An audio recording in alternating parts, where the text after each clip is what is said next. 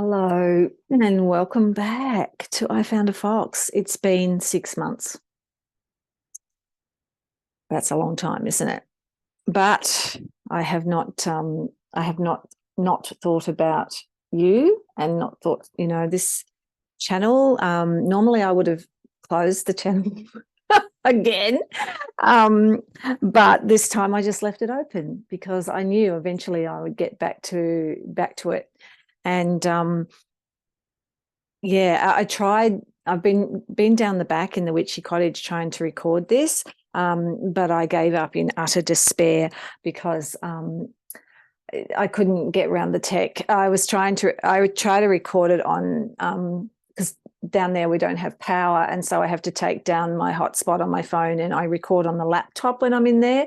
And it's such a long time since I've recorded on the laptop in the witchy cottage that I couldn't remember how to work iMovie. It's a shit. iMovie is just a yucky, unintuitive kind of program. So I have to figure out a way to record down there because I like recording for I Found a Fox in the witchy cottage. It feels more grounded and this is my workspace here. And as much as I love it, it's sort of it doesn't feel right. But I didn't want to give up because I really felt like speaking to you and tapping back in with you. So I thought I'd just roll into this. I've already done a coaching call this morning, a group coaching call with my writers and illustrators in my group, in my membership group. And I do one of those every the first Thursday of every month. And I just love it.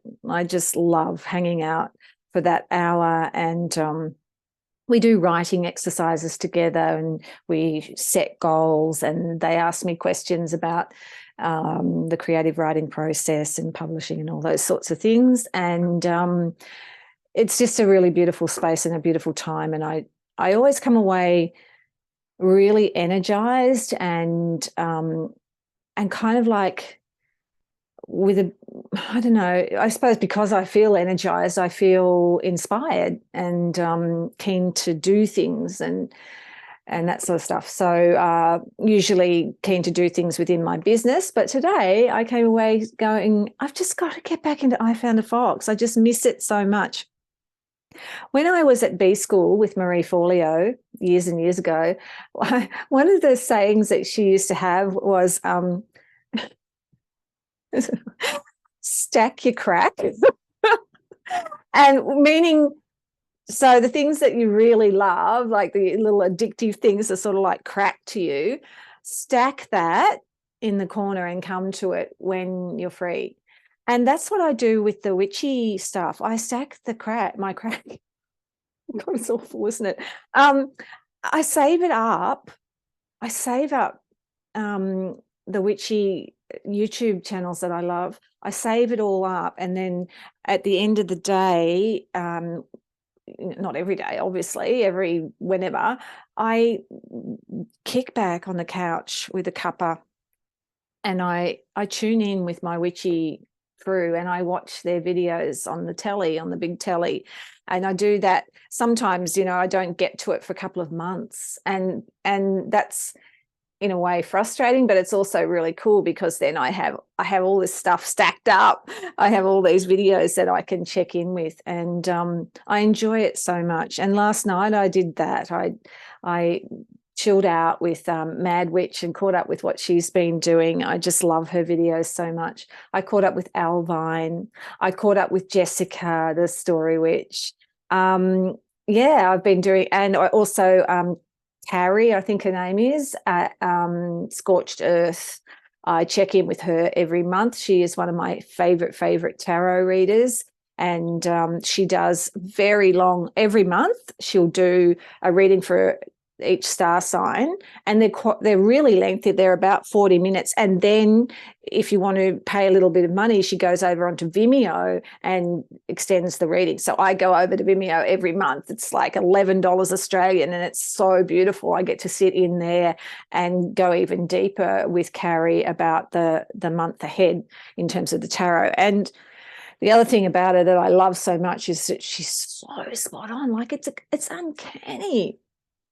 how incredibly accurate her insights and readings are. I just love them. So that's part of my that's my treats. My treat is always to check in with you guys. And when I was watching Mad Witch last night, I can't remember what the video was that I saw last night. She seemed to be in like a spare bedroom or something, and she was talking about all her beautiful quilts that she's making. She's so clever. And then I watched a tarot one. She went through a deck that I deeply, deeply want. I think the Wild something or others. I've forgotten. I'm sorry. Anyway, she was going through some decks as well in some other videos. And yeah, and I just thought, geez, I love this so much. And I'd had a few people say to me recently that they really missed I Found a Fox. And I thought, again, you know, if I can make people feel the way that I feel when I check in with my witches, then I want to do it. You know, I want to keep doing it, even if it is pathetic. And once every 6 months, I will try not to leave it so long this time. But yeah, so where have I been? Where have I been? God. So I went away. A lot of you would know I went to the UK at the end of last year for 5 weeks, which was extraordinary, and went to London and Scotland and Ireland and did all that. And it was life-changing, as those sorts of trips always are. It's a big deal when Australians still, you know, even in this day and age, or for a lot of us anyway, when Australians go to the UK or that side of the world, it's a very big undertaking. It's hours and hours and hours, like 20-something hours of travel, and then you tack on the other hoo-ha on either end, and you can easily sort of be in transit for a couple of days before you even get to your destination. And so it's sort of a bit trippy, literally and metaphorically. And so, yeah, it is a big undertaking to do that trip for a lot of us. And one of the things I think I blogged about it somewhere that was really quite surprising for me was that I've always really envied Northern Hemisphere witches. I've always wished that I was in those climes and in that environment. And when I had my DNA done, you know, I discovered that I was a massively Celtic background, mostly Scottish and Irish, with a bit of Scandi. And so I kind of felt scientifically justified in my longing for the Northern Hemisphere. Yeah. And what I found when I got there was I adored it. Like, I totally adored it. But also, I was desperately homesick. Oh, poor little Taurus. And so there was a lot of my mental and emotional energy was balancing my anxiety and my homesickness with the actual beauty of travel and the extraordinary experiences that we had and the beautiful things that we saw. But part of that homesickness was I didn't see this coming, was this feeling of disconnect. I felt disconnected from my land and where I am born. And my land, I don't like to say that. That's especially as an Australian, we are all very much visitors to this land. We are not the original custodians. But my daily circle and my life has been on this land, this Jaja Warren land. Basically, I've been in this sort of circle of land for a long, long time, and my family have been, and their family before that, and so it runs through my veins, you know. And I didn't quite realize how deeply it ran through my veins until I was taken out of that environment for an extended period. And a long, long way away. So it was really extraordinary experience, and I'm still, even, you know, all this time later, still processing it and understanding it and incorporating it into my emotional makeup, I guess. The other thing that was really strange for me was, rather than feeling really connected to my witchiness, while I was away, I felt very disconnected. And I think that was partly just because of the speed at which we were moving, which is a foreign thing for me as a, you know, as a slow moving Dorian. I'm not used to constant movement. You know, we stayed in 15 different places in 32 days or something like that. So, which meant that, you know, every 2 days, basically, we were packing our bags, catching a train or a plane or a hire car and going to the next thing. So I think the longest we stayed in any place, well, we stayed in London, I think, for 4 nights either end. But basically it was 2 to 3 nights in most places.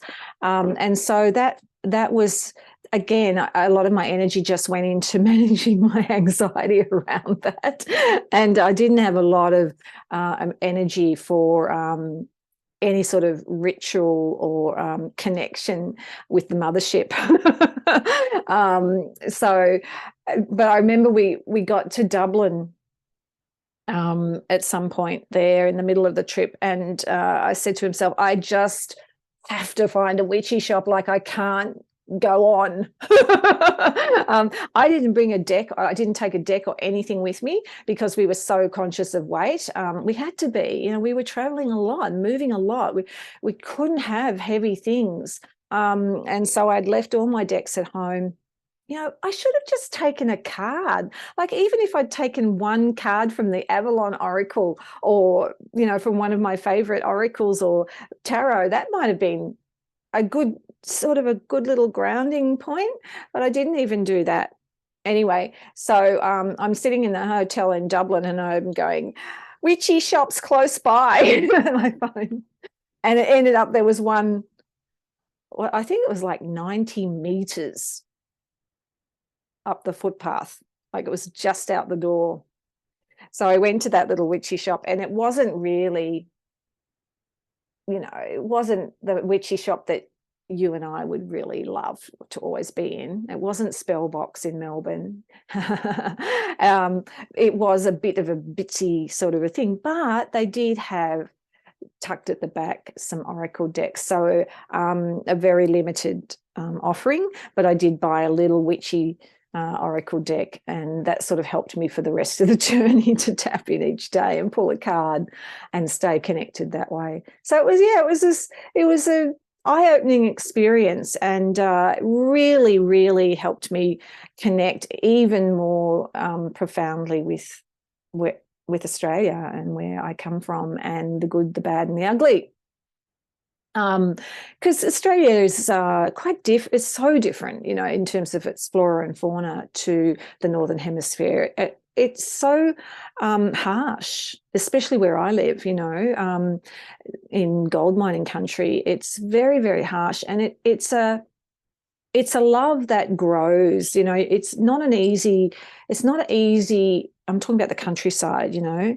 It's not easy to connect with it straight away. It's not easy for a lot of people to see its beauty, you know, an oak tree versus a gum tree, right? I remember I remember reading a biography about Margaret Olley, who is one of our most revered painters. She's passed away now, absolute darling. And she's one of our most revered artists.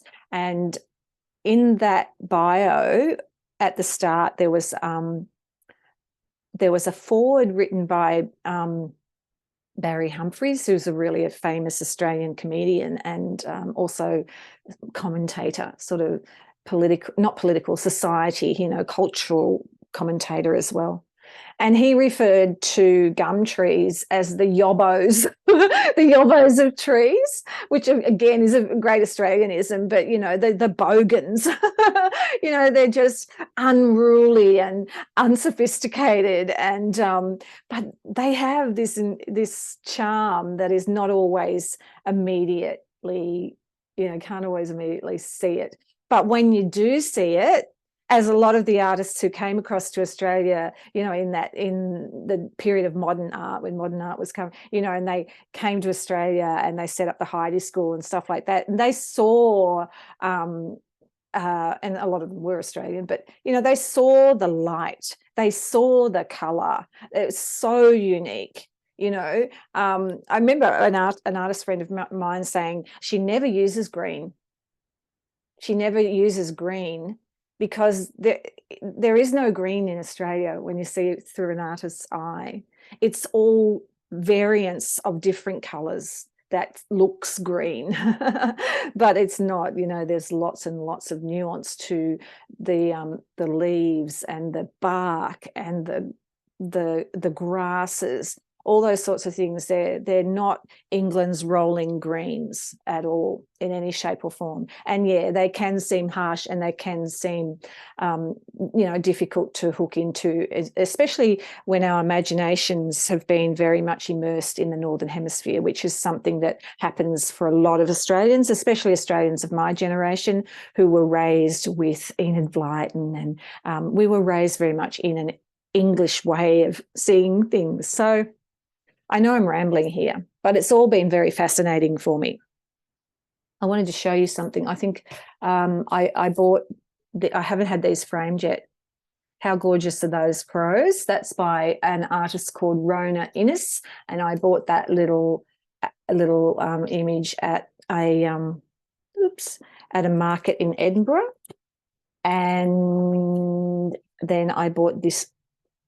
How gorgeous is that? Like this, it's just, I love hares. I was beside myself when we were coming into Scotland on the train, and I saw a hare bounding across a field, not a paddock, not a rabbit running across a paddock. I saw a hare bounding across a field as we were coming into Scotland. And you know, we have hares, of course, in Australia, but they're not. I don't see them as commonly as I do rabbits.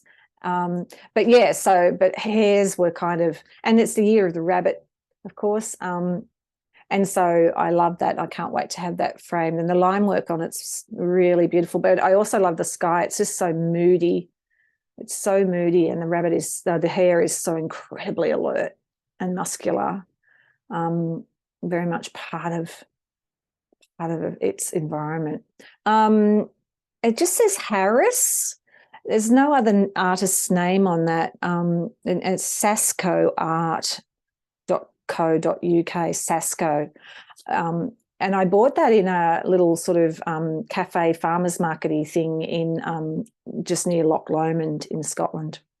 So I loved buying art while I was away. It was, you know, it's nice and flat and fairly light, and I could carry that home in my bag. So, and in a way, you know, of course, those sorts of things were keeping me connected to my Earth Witch core without me perhaps being consciously aware of it. But certainly it's always there, isn't it? And that's the thing about the witchy thing. My partner said to me, you know, you flip-flop so much with I found a fox. What's going on with you? And I said, well, it's always been for me, you know, it does raise a lot of imposter syndrome for me, because I am not, you know, constantly doing rituals and living a witchy existence consciously every day. I'm just not in that. I'm not in that season of life, ironically. You know, I'm in a season of life where I'm involved in a lot of things, and I'm fascinated by a lot of things, and I work fairly hard in terms of growing my business and stuff like that. And so that takes a lot of my energy and imagination. And the witchy path for me is so creative and imaginative, which is why I love it so much, and why I feel very, after a while when I'm not doing it, I feel really disconnected. So that's really what another part of what keeps me away from I Found a Fox is this constant battle with imposter syndrome, and constant, you know, knowing that there are other witches out there that are so more dedicated and so more outwardly dedicated and so much more organized around it than I am, and feeling like I don't know what I have that much to contribute to the conversation. And then the other side of me says, well, you are what you are, and you do have something to contribute because your heart's telling you to do it. You know, like as I get older, I get more and more heart-led. And I know my heart wants to be in I Found a Fox today, and it's wanted to be in I Found a Fox for the last couple of weeks. And, you know, so, and so I'm here, basically. What else? I did a bit of a meditation journey thing. I don't know whether that was I talked about in that last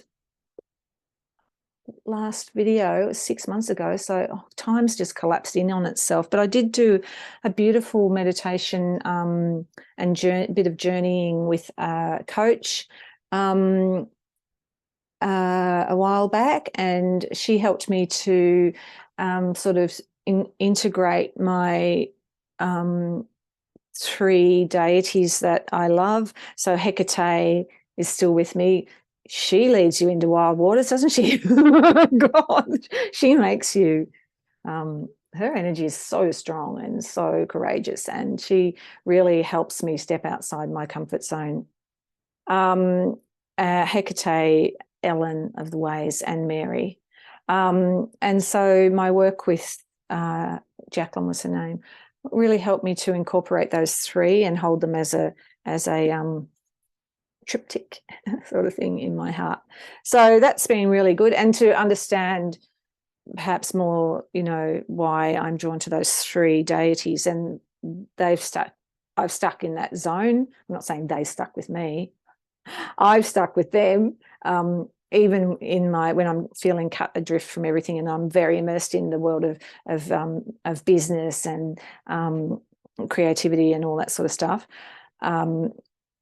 Yeah, I still stay connected, and Hecate is still there in my bedroom, and Mary, and Elen, of course. So it's all still there, and it's all still a point of reference to me. Like, for instance, another way that I find really useful with Hecate is so I do creativity consults now. They're sort of a life coaching session. They're one-on-ones where I talk to people in Zoom.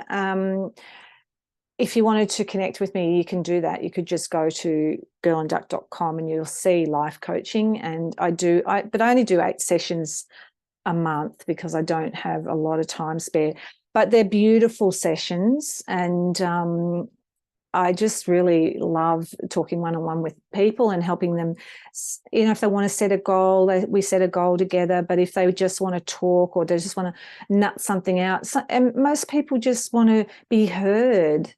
You know, most people just want to be held in an energetic space that is totally, totally theirs. And so I really love doing that. But Hecate sort of helps me with that, because I do tap into her energy before every session. And I light my myrrh, because myrrh incense I strongly associate with her, and that's totally personal. I haven't read that anywhere or been instructed to do that. It's just when I smell myrrh, I feel like she's around. I feel like Hecate's around. And so I draw on her strength, and I draw on her light. She's a dark goddess with immense light. I draw on that before I do a session with anyone. So, you know, so that there is this constant tapping in. It is, perhaps it's just sort of, it's the water that I swim in now, and maybe that's why it feels like I don't have much to say. It's just the water that I swim in. Yeah, so what else? What else has been happening that I wanted to tell you about? I don't think there's anything much more that I've got to say. There's decks and stuff that I want to buy. There's decks and stuff that I want to go through with you, but not today. I did buy that Into the Lonely Woods deck. I don't know if anyone's got that. Actually, I'll just get it. It's just behind me. Hang on.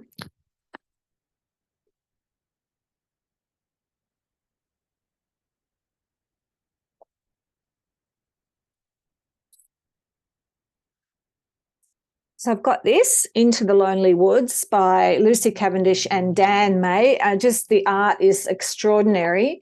But I haven't used this deck yet, though. But it's it's just, look at that. Honor your holy days. It's really, really beautiful. Again, it's just there are others like you. There you go. There are others like us. We know that because we've got YouTube.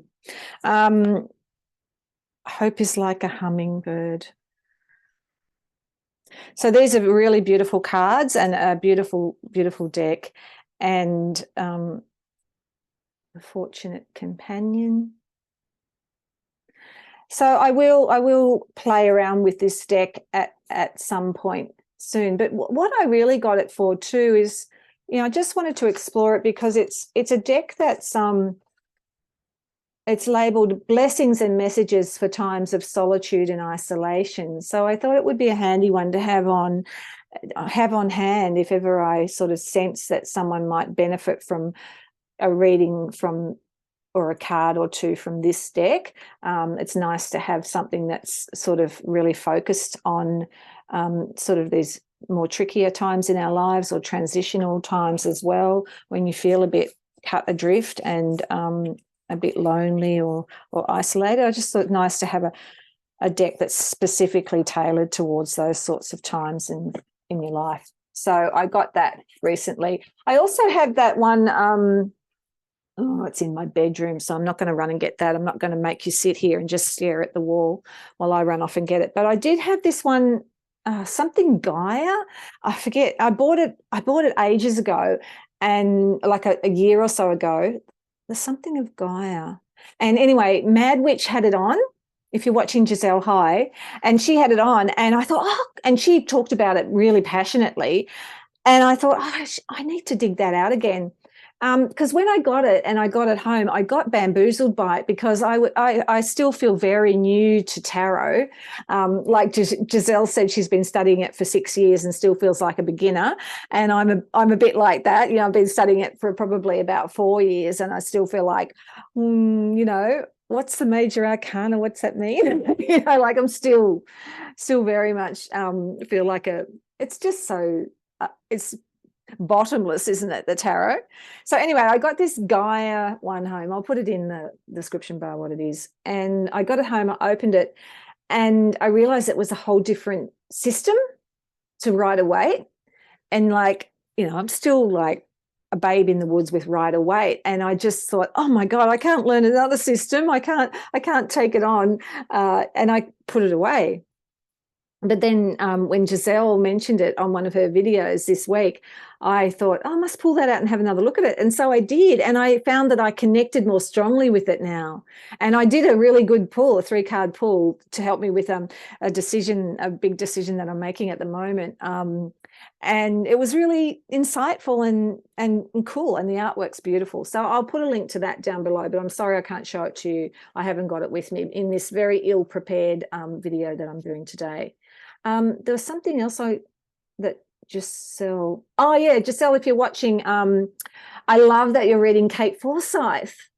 She's an Australian author, and you've been reading one of her series, and Kate's a beautiful person, really gorgeous, and talented, and immensely talented. But she has a PhD in fairy tales. Did you know? She's Dr. Kate, and she has a PhD in fairy tales. And I actually host in my membership group for writers and illustrators of children's literature. I actually host once a year Fairy Tale Month, where we focus entirely on fairy tales. And I have always have 2 guest speakers that month. And we've had Kate 2 years running come and speak to us and give us presentations on fairy tales, the history of fairy tales, and stuff like that. So I just loved it when I saw you holding up Kate's books and saying that you were reading them and they had provided you with great solace too. Kate would love to know that, I'm sure. So I will pass that on to her when and if I'm speaking to her again soon. So I think that's all. But isn't that wonderful how we're all connected? Like, it's just so friggin' cool. Like, I used to think, you know, when I talk about the den, when I talk about I found a fox, that I shouldn't talk about any other areas of my life. But more and more, as I do everything that I do, I just let it all cross over. Like, I'm so tired of being told that, you know, you have to niche everything and everything has to be on point and you can't just stray all over the place. And when I saw, again, Giselle talking about her craft, and it's all her. It's all witchy. It's all magical. So, yeah, so I just feel like it's just, I just am allowing myself just to talk about whatever's going on for me, and hope that some of it lands with you and some of it's interesting to you and inspiring to you, and maybe is a bright patch in your day as well, and that point of connection, which is really, really good.